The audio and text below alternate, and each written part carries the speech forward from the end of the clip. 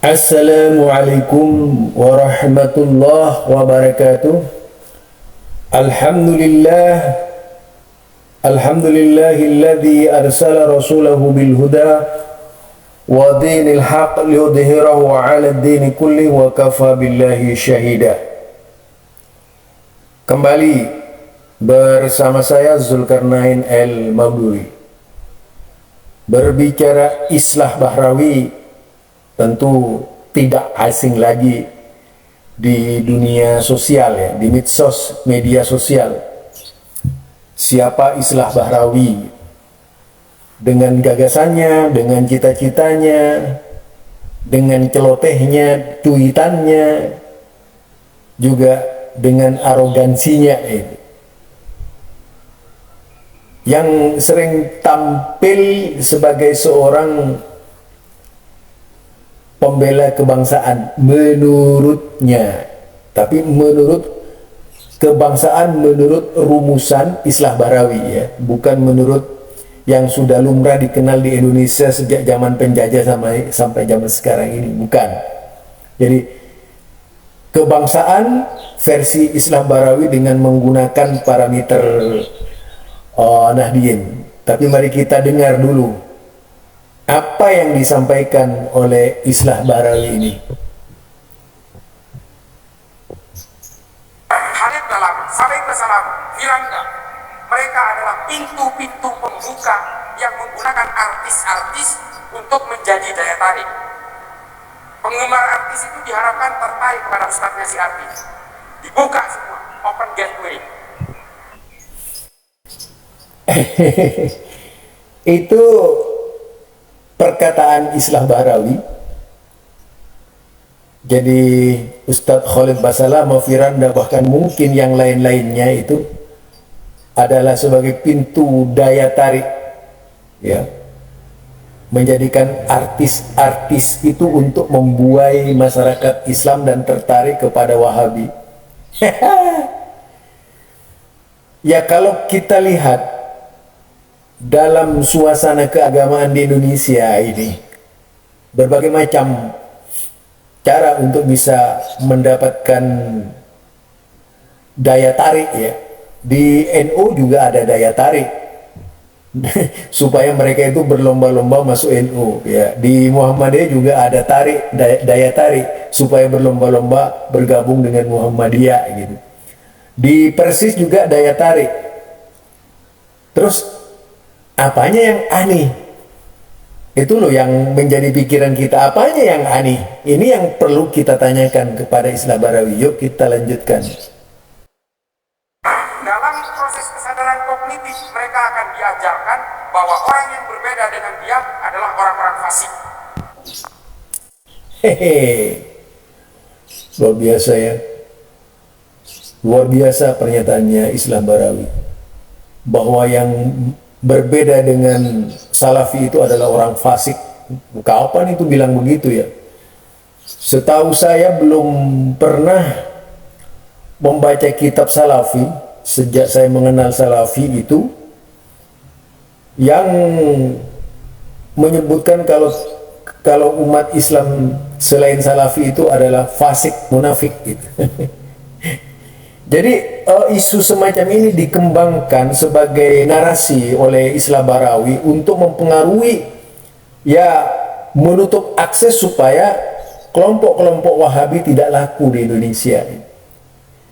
Jadi juga Islah Bahrawi itu berbisnis paham, pemahamannya sendiri dan kelompoknya.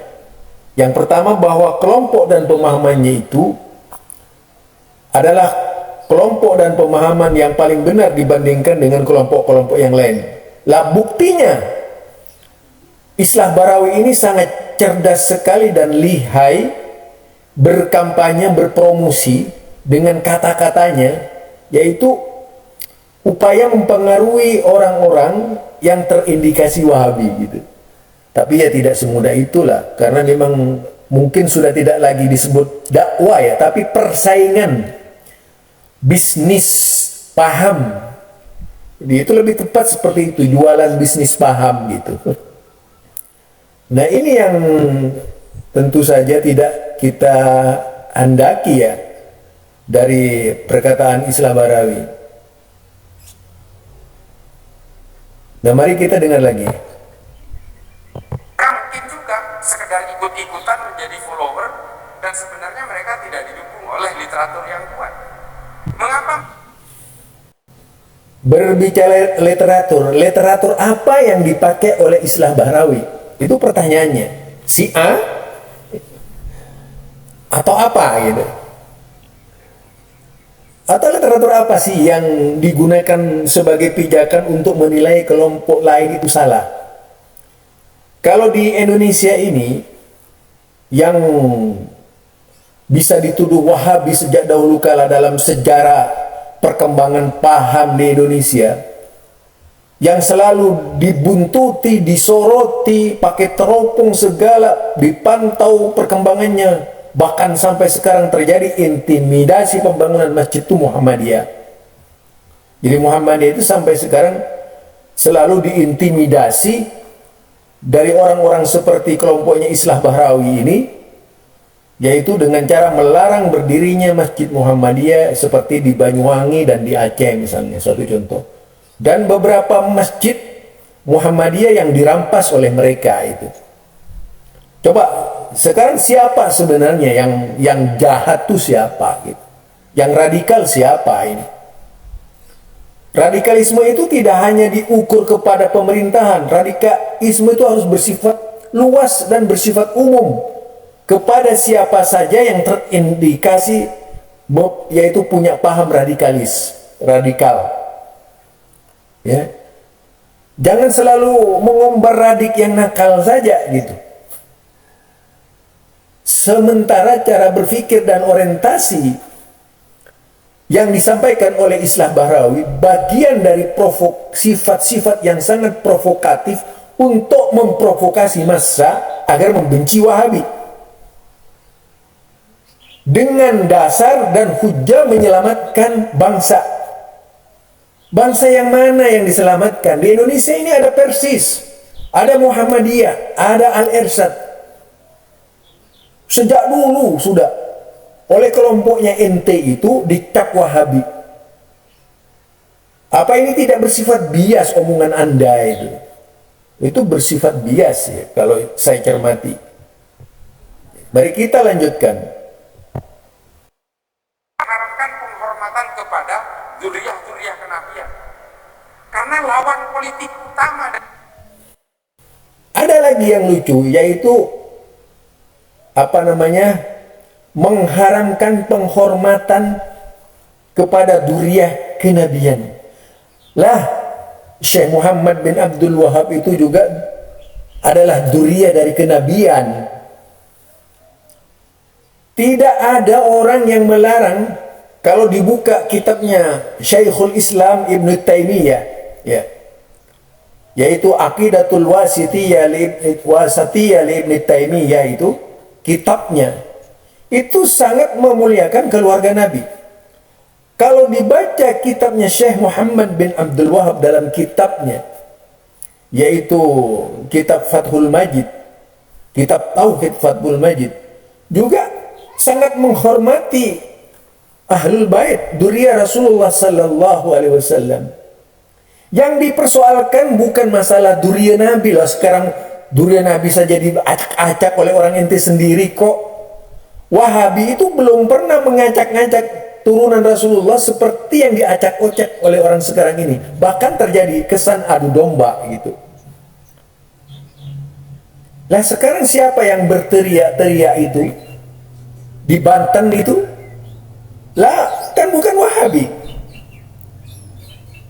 Lah justru sekarang Anda mengkritisi Habib Rizik, Anda menghormati Habib Rizik tidak gitu. Itu. Sekarang aduh, jangan berdalih lah, jangan berdalih itulah, itu kuno, masa lalu sudah sangat kenal itu. Orang seperti saya karena hidup di Muhammadiyah sangat kenal dengan gaya-gaya orang-orang yang melakukan pembelaan diri gitu ya. Tapi kita lanjutkan yuk. Keluarga Ibnu Saud itu keluarga Habaib, namanya keluarga Ibnu Rashidin dari kota Haid. Perangnya 8 kali, membunuh 13.000 rakyat Saudi. hanya gara-gara untuk penguatan politik keluarga Ibu Saud. Nah, ini dia tentang Syarif Hussein. Mungkin tidak membaca sejarah yang selengkapnya, bahwa terjadinya pertumpahan darah itu sebenarnya sangat dimulai dari Syarif Hussein sendiri ya. Jauh sebelumnya itu gerakan dakwah Syekh Muhammad bin Abdul Wahab ini sudah dibayang-bayangi oleh Syarif Hussein jauh sebelum ada Saudi. Bahkan pada waktu itu juga terjadi perang di mana-mana, membatasi, mengekang, mengeluarkan ucapan-ucapan hujah, dan korbannya begitu juga banyak dari kalangan Wahabi pada waktu itu, dilarang oleh Syarif Hussein pada waktu itu. Ini kan barusan saja peperangan, sebelumnya pun nggak dibaca. Ketika Syarif Hussein dibantu oleh Prancis tuh, ada berapa pesawat tempur untuk menghabisi Wahabi itu. Aduh, ini mah perlu diluruskan sejarah ini, biar tidak selalu bohong lah terhadap orang-orang yang dituduh Wahabi gitu. Kalau baca sejarah itu jangan sampai tidur, baca sejarah dengan kritis ya.